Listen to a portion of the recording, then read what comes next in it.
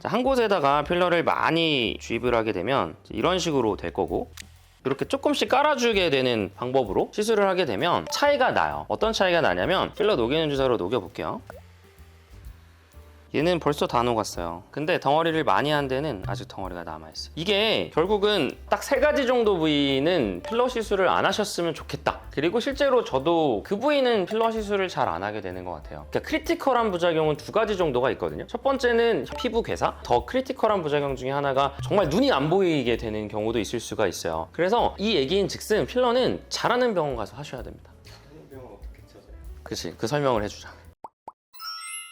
자, 안녕하세요. 슬기로운 피부연구소 최지원 원장입니다. 네, 안녕하세요. 최상현 원장입니다. 자, 오늘의 주제는 뭐죠, 상현 원장님? 지금 보시는 것처럼 필러네요. 네, 오늘의 주제는 필러입니다. 여러분들도 피부과에 가셨을 때 필러 시술을 권유받았던 적이 굉장히 많으실 거라고 생각해요. 이 필러라는 거는 제대로만 시술되면 어떤 꺼져 있는 부분에 즉각적인 볼륨을 올려준다던가 주름을 펴주는데 굉장히 획기적인 도구라고 할 수 있거든요. 그런데 필러를 맞으시기 전에 반드시 고려해야 될 사항들이 몇 가지가 있어요. 첫 번째는 필러를 절대로 맞으면 안 되는 부위. 그거를 오늘 좀 영상에서 설명드릴 거고, 두 번째는 어떻게 필러를 하는 게 안전하고 또 차후에 필러가 남는, 몸 안에 좀 남아있는 것까지 예방할 수 있는 그런 안전한 시술 방법은 어떤 건지, 그런 것들을 위주로 오늘 한번 설명드려 볼까 합니다. 자, 흔히들 우리가 필러라고 얘기하는 것들은 보통 얼굴에 꺼져 있는 부위, 뭐 앞볼이나 옆볼이나 뭐 혹은 관자 등등 꺼져 있는 부위들을 뭔가 채워주는 물질을 우리 흔히들 필러라고 정의를 하게 되고, 사실은 그래서 필러가 이미 굉장히 역사가 또 깊잖아요. 그래서 세대를 거듭하면서 그 장단점을 좀 보완하기도 하고 새로운 필러들이 나오고 이렇게 하는데, 뭐 예전 같은 경우에는 녹지 않는 필러들도 있었어요. 그래서 그런 필러에서부터 현재 우리가 제일 흔하게 말하는 필러라고 하는 건 2세대 히알루론산 필러를 얘기를 하는 거고, 그래서 형태를 잡기도 좀 용이하고 좀 잘못되거나 시술이 문제가 있을 때 바로 녹일 수도 있는, 그리고 뭐 최근에는 저희가 많이 사용하는 것 중에서 필러의 그런 부작용들을 조금 줄여가면서 우리 몸에 새로운 콜라겐을 많이 합성하는 그런 형태들을 가지고 있는 4세대 필러가 대세가 되고 있는데, 2세대 필러 그리고 4세대 필러 정도를 이야기할 수 있을 것 같아요.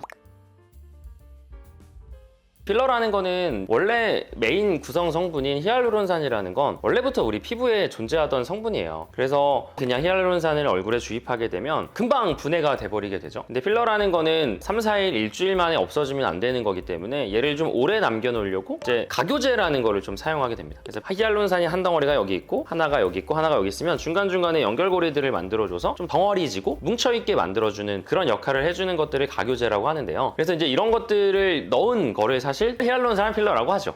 쉽게 말해서 이제 꺼져 있는 부분에다가 우리 젤리를 채운다고 생각하시면 돼요. 그래서 피부에 원래 구성 성분이라고도 말씀하셨지만, 그래서 피부 안에서 친화력이 있고 특별히 어떤 면역 반응을 많이 일으키지 않는 그런 종류를 사용한다고 보시면 되고, 그래서 꺼져 있는 부위에 지방이라든지 다른 부분으로도 채울 수 있지만 외부 물질로 채울 수 있는 가장 좀 손쉬운 방법인 거죠. 그래서 앞볼이나 옆볼 같은 데를 어떤 부피감을 줄 수 있는 형태로 시술하게 되는 거죠. 필러는 사실 얼굴 전체에 대부분 들어갈 수 있어요. 근데 저는 개인적으로 딱 3가지 정도 부위는 필러 시술을 안 하셨으면 좋겠다. 그리고 실제로 저도 병원에서 상담을 할 때 그 부위는 필러 시술을 잘 안 하게 되는 것 같아요. 첫 번째는 일단 미간 주름에 대한 필러, 두 번째는 이 눈 위, 꺼진 눈 위를 채워주는, 눈꺼풀 위를 채워주는 필러, 세 번째는 코끝 필러 정도는 저는 그렇게 추천드리지는 않을 것 같아요. 이유를 설명을 드리면, 일단은 미간 필러 같은 경우는 위험해요. 그러니까 물론 잘 시술하고 정확한 층에 필러를 주입하면 안전하게 시술을 할 수 있기는 한데, 크리티컬한 부작용은 2가지 정도가 있거든요. 첫 번째는 혈관 내에 필러가 직접 들어가서 혹은 혈관을 눌러서 생기는 피부 괴사, 그거 외에 사실 미간 필러는 더 크리티컬한 부작용 중에 하나가 정말 눈이 안 보이게 되는 경우도 있을 수가 있어요. 여기에 아주 중요한 동맥혈관이 몇 가지가 지나가는데 정말 확률은 낮지만 불행하게라도 거기에 필러가 들어가게 되면 이 눈 안쪽 안구까지 들어가는 혈관을 막아버리는 경우들이 생길 수 있거든요. 그래서 그렇게 되면 이거는 회복할 수가 없는 부작용이기 때문에, 그래서 저는 미간 필러는 진행을 하지는 않습니다. 두 번째로 말씀드릴 말씀드릴 부위가 이제 눈 위 부위죠. 눈 여기 위에가 좀 꺼져 있어서 이곳에 필러를 채우면 어떻겠냐라고 하시는 분들이 오기는 하는데, 여기는 이제 어쨌든 안구주의잖아요. 그래서 필러를 잘못 주입하게 되면 그것 때문에 생길 수 있는 문제가 너무 크리티컬하기도 하고, 물론 이제 의사들이 해부학적으로 여기 어느 층에 채워야겠다라는 것들을 생각을 하고 들어가긴 하지만, 필러가 이제 들어가려고 하는 그 층을 사람마다 조금씩 깊이가 다르거든요. 그러니까 정확한 위치를 타겟팅하기가 좀 어려워요. 그래서 만약이라도 이게 눈을 떴다 감았다 할 때 쓰는 그 근육층에라도 들어가게 된다면 필러가 계속 움직이게 되고 한 곳에 고정도 안 되게 되고 눈 뜨는 거를 좀 방해할 수 있는 그런 부작용이 생길 수도 있기 때문에 눈학 위는 저는 거의 안 하는 것 같고, 눈꺼풀의 피부는 또 굉장히 얇아요. 그래서 이제 필러를 아무리 소량을 주입하게 돼도 뭐 이렇게 불빛 같은 거를 비쳤을 때 그 필러가 비쳐 보이게 되는 경우가 있을 수도 있거든요. 그래서 이제 그 부위는 굳이 필러 시술을 해야 하나? 라고 생각하는 부위 중에 하나고, 이제 마지막 세 번째로 남은 부위가 코끝 부위입니다. 성 원장님이 하나 설명해 주실까요? 뭐 코끝 같은 경우는 이제 코의 혈관이 우리 막다른 지점이라고 보시면 되거든요. 예를 들어서 우리가 하나의 길이 있는데 다른 이제 우회로가 있으면 이 혈관이 막혀도 다른 혈관을 통해서 이제 공급이 되거나 할 수 있는데, 코끝 같은 경우는 혈행 자체가 좋지 않고 거의 막다른 길 골목이거든요. 그러다 보니까 그 하나의 혈관만 좀 막히거나 하면 바로 이제 괴사 위험이라든지 될 수가 있고, 그리고 이제 지원 원장님 말씀하신 것 중에 조금 더 보충 설명을 하자면, 보통 필러는 크게 두 가지의 방법으로 할 수가 있어요. 그 바늘이 뾰족한 니들이라고 하는 끝이 결국은 날카로운 칼날처럼 되어 있는 바늘을 사용한다거나, 혹은 빨대처럼 끝은 뭉툭하고 가운데 쪽에 이제 구멍이 있는 캐뉼러라고 하는 구조의 바늘을 사용할 수가 있는데, 보통 이제 바늘로 시술이 들어가거나 그렇게 했을 때 예쁜 모양을 만들 수 있는 그런 부위들이 있거든요. 그래서 그런 부위들을 할 때는 아무리 뭐 능숙한 사람이라 하더라도 이제 혈관의 그런 분포는 사람마다 모두 너무 다양하기 때문에 혈관을 침범할 경우가 생길 수 있고, 그랬을 때는 혈관 사고, 그리고 혈관을 꼭 침범하지 않는다 하더라도 필러의 형태, 필러가 누르는 부분들이 생길 수 있기 때문에 보통 이제 컴프레션 이펙트라고 하는데, 혈관의 눌림에 의한 괴사들은 혈관을 굳이 침범하지 않더라도 생길 수 있고요. 그리고 캐뉼러도 결국에는 끝이 뭉툭하다고는 하지만 그 가운데 쪽은 또 날카로운 그런 구조들이 있어요. 그러다 보니까 캐뉼러도 완전하게 혈관 사고가 없다라고 할 수는 없고, 혈관을 찢어가는 경우들도 생길 수 있기 때문에 그런 부분에서는 어쨌든 다 완전히 안전한 부위라고 하는 건 없을 수 있고요. 그리고 말씀하신 것처럼 뭐 눈 위쪽이라든지 미간 같은 데는 당연히 이제 안구와 더 근접해 있는 혈관이긴 한데, 팔자 쪽이라 하더라도 팔자에서도 다 혈관들은 눈을 향해서 다 올라가고 있거든요. 그래서 팔자 뭐 필러라고 해서 꼭 안전하다 이렇게는 할 수 없고, 그런 부위들도 바늘을 잘못 찔렀을 때는 뭐 말씀하신 그런 실명 사고도 당연히 나타날 수 있고, 그런 케이스를 보고도 굉장히 많습니다. 그래서 조심해서 필러 시술을 해야죠. 저 같은 경우는 딱 두 가지 원칙을 지키는 것 같아요. 그러니까 첫 번째는 소량으로 최대의 효과를 내기, 두 번째는 정확한 층에 정확하게 주입하기. 이 딱 두 가지를 지키면 안전한 시술이 될 가능성이 매우 높아진다라고 생각을 하는데, 실제로 이걸 한번 보여드릴게요. 저희가 오늘 이제 필러를 보여드리려고 이렇게 네 가지 필러를 가져왔습니다. 저희 병원에서 가장 많이 사용하는 필러 중에 하나예요. 벨로텔로 필러라는 건데, 그래서 보시면 필러 라인별로 조금씩 종류가 달라요. 그래서 제일 부드러운 것부터 딱딱한 필러까지 종류가 나뉘게 되는데, 이 물성에 따라서 사실 들어가는 위치들이 다 달라지거든요. 저 한번 보여드릴게요. 이게 가장 부드러운 필러 라인인데, 여기다가 좀 짜볼게요. 이렇게 보이시나? 두 번째로 단단한 라인. 벌써 이 형태가 좀 다르죠? 그리고 이렇게 조금 더 딱딱한 라인이죠.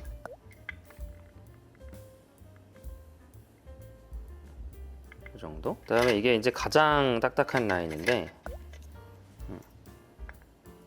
보시면 조금씩 달라요. 제가 이걸로 한번 만져볼 건데, 이렇게 뭔가 이렇게 흘러내리는 것도 부드러운 거는 좀 말캉말캉한 물 같은 느낌이 있고, 두 번째 라인은 얘는 조금 더 딱딱하고, 얘는 많이 좀 딱딱하죠. 그래서 들어가는 위치가 사실 다 다른데, 필러를 아까 이제 소량만 주입하는 게 굉장히 중요하다고 말씀드렸었는데, 왜 그런지를 한번 보여드릴게요. 자, 한 곳에다가 필러를 많이 주입을 하게 되면 이런 식으로 될 거고, 특정 부위의 소량으로 이렇게 조금씩 깔아주게 되는 방법으로 시술을 하게 되면 차이가 나요. 어떤 차이가 나냐면, 첫 번째, 이게 이제 필러를 녹이는 주사거든요. 그러니까 한 곳에 많은 양을 주입하게 되면 차후에 필러가 덩어리째 존재하기 때문에 녹지 않는 현상이 생기거든요.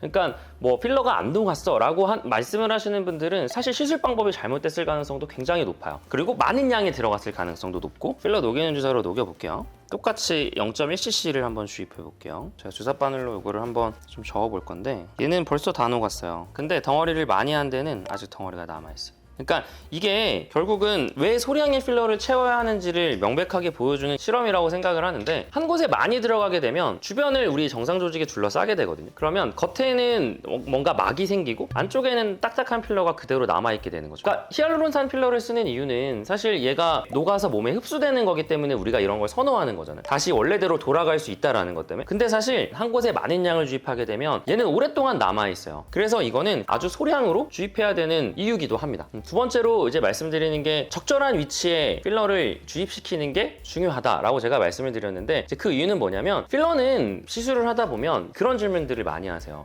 원장님, 필러가 움직이나요? 이런 얘기들을 진짜 많이 하시거든요. 근데 필러는 움직여요. 안 움직일 수가 없습니다. 필러는 우리가 보통 주입하게 되는 층은 지방층에 주입하게 되는 경우들이 굉장히 많아요. 물론 이제 뭐 뼈 위에 올리는 경우들도 있고 뭐 이제 적절한 위치마다 들어가는 층이 좀 다르기는 한데 대부분 지방층에 필러가 들어가게 되거든요. 근데 그 지방층은 보통은 우리 얼굴에 존재하는 여러 가지 인대들에 의해서 어떤 막이 쳐져 있다고 보시면 되는데, 그 지방층에서는 필러는 움직여요. 근데 그 막을 넘어서 흘러내려오기까지는 사실은 힘들거든요. 그래서 이 지방층 내에서 움직여도 바깥에서 볼 때 티가 나지 않을 정도의 아주 소량, 그리고 정확한 위치에 주입하게 되면 필러가 이동했다고 느끼기도 어렵고, 실제로 소량만 주입했기 때문에 시간이 많이 흘렀을 때 덩어리진 채로 남아있을 가능성도 현저히 작아지게 되는 거죠. 그래서 이 얘기인 즉슨 필러는 잘하는 병원 가서 하셔야 됩니다. 이거 아주 좋은 실험이었던 것 같아요.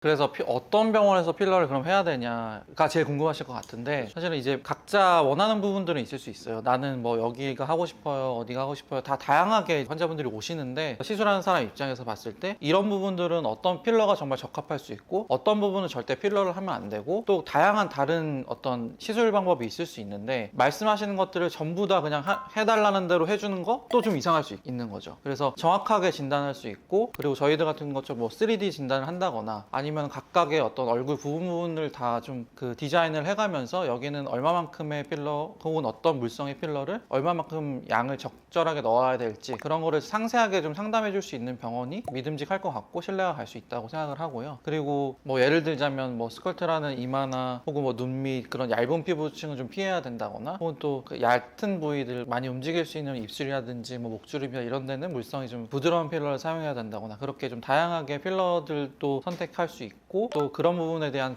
노하우가 많고 경험이 많고 좀 시술수가 그래도 많은 병원을 좀 찾아서 여러 군데 상담해 보시는 거를 추천드립니다. 그러니까 뭐 저도 예전에 이제 얼굴 전체가 되게 움푹움푹 꺼져 있고 여러 군데의 필러를 이제 채우고 싶다고 오신 분들이 있었어요. 기억나는 분 중에 한 분이 이제 중국 분이셨는데 얼굴 전체에 제가 필러를 한 12cc 정도 채워드렸던 것 같아요. 근데 물론 그분은 만족하고 가셨지만 이제 돌이켜서 생각해보고, 제가 요즘 이제 환자분들한테 상담을 어떻게 해드리냐면, 어쨌든 이제 필러 때문에 생길 수 있는 부작용과 혹은 뭐 지연성 면역 반응이라 그래서 이제 필러에 의해서 이제 어떤 염증 반응이 차후에 좀 시간이 흐른 뒤에 나타나는 것들은 용량에 비례해서 생길 수밖에 없거든요. 그러니까 아무리 좋은 필러, 좀 뭐 우리가 보통 수입 필러를 좋다고 하는데 고가의 필러를 사용하면 그런 리스크들이 좀 줄어들기는 해요. 왜냐면 이제 필러를 원래부터 만들던 회사들이기 때문에 국산의 좀 저가 필러들과는 어떤 생산 공정에서부터 차이가 많이 나거든요. 이제 그래서 그런 필러를 사용한다고 한들 그 리스크를 완전히 0%로 만들 수는 없어요. 그래서 그런 분들이 만약에 오시면 저희 병원에서는 스컬트라 같은 콜라겐 주사를 같이 하면서 스컬트라가 시술이 안 되는 부위 필러를 같이 병행하는 경우들도 굉장히 많거든요. 제가 최소 용량을 계속 써야 된다고 말씀드렸기 때문에 정말 볼륨을 즉각적으로 올리고 최소 용량으로도 최대의 효과를 낼 수 있는 부위라면 필러를 조금 우선적으로 추천드리고, 뭐 앞볼, 옆볼, 관자, 이마 전체적으로 얼굴에 볼륨이 없으신 분들, 그리고 조금 더 자연스러운 볼륨을 원하시는 분들한테는 필러보다는 이제 스컬트라 같은 콜라겐 주사를 조금 더 추천드리는 편입니다. 그래서 이런 것들을 정확하게 진단하고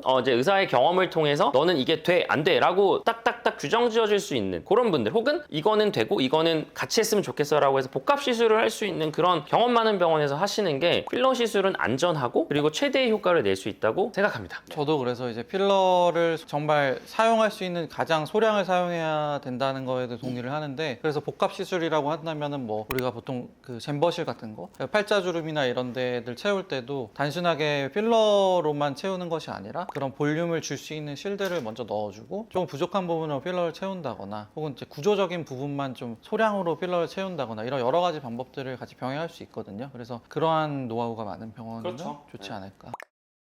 저 같은 경우는 선호하는 부위는 저는 이제 입술 필러 같은 거는 그래도 소량만으로도 굉장히 예쁜 모양을 만들어낸다거나 즉각적인 효과들이 있기 때문에 또 인상이 되게 많이 바뀌거든요. 그래서 입술 얇으신 분이라든지 좀 입술 뒤집어져 있거나 여러 좀 컴플렉스 있는 분들은 입술 필러를 권하는 편이고 시술하는 사람 입장에서도 만족감을 좀 느낄 수 있는 시술이라서 추천드릴 수 있어요. 저는 뭐 이제 예전 영상에서도 한번 말씀드렸는데 전 눈밑이랑 이제 앞볼 필러 하는 거를 굉장히 좋아하거든요. 설명드릴 때도 환자분의 인상을 바꿔줄 수 있다고 얘기를 많이 드려요. 그러니까 보통 한국 사람들 같은 경우는 광대가 튀어나와 있는 분들이 굉장히 많아요. 그래서 광대가 튀어나와 있으면 옆으로 넓어 보이는 분들이 굉장히 많은데 일종의 하이라이트가 되는 포인트들을 좀 앞쪽으로 옮겨주는 거죠. 그래서 눈밑이 좀 어둡고 그 다음에 전체적으로 이제 그림자가 져 보이는 분들을 앞으로 이렇게 올렸을 때 뭔가 이제 얼굴이 동글동글하게 예쁘게 보이는 그런 게 있어서 아주 소량으로 사실 만족감 자체가 굉장히 올라가거든요. 어려 보이기도 하죠. 네, 그래서 이제 그런 부위의 시술을 선호하는 편입니다. 그래서 오늘은 필러를 뭐 하지 말아야 될 부위, 그리고 좀 저희들이 선호하는 부위, 그리고 안전하게 시술하는 방법 정도를 좀 알아봤는데 저희의 영상이 도움이 되셨다면 좋아요, 구독, 알림 설정 부탁드립니다. 감사합니다. 감사합니다.